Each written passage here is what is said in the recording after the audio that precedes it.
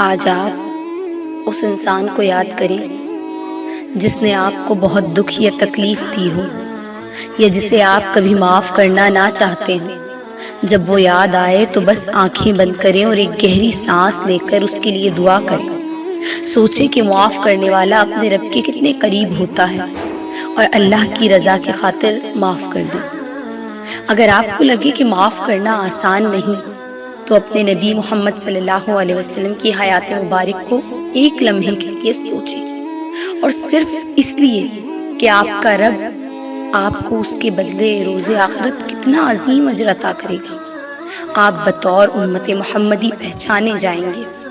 بس سوچیں اور کہیں کہ اے اللہ، میں تیری رضا کی خاطر تیرے فلاں بندے کو معاف کرتا ہوں، صرف اس لیے کہ آپ نے اپنے اللہ کی رضا کی خاطر اس کے ایک بشر کو معاف کر دیا، اور کوئی وجہ نہیں۔ اپنے دل کا بوجھ اپنے رب کے حوالے کر دیں اور سکون کریں۔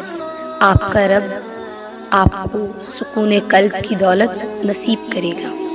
معاف کر دیا کریں، بس اس کے بندوں کو معاف کرنا سیکھ لیں تاکہ آپ معاف کیے جا سکیں۔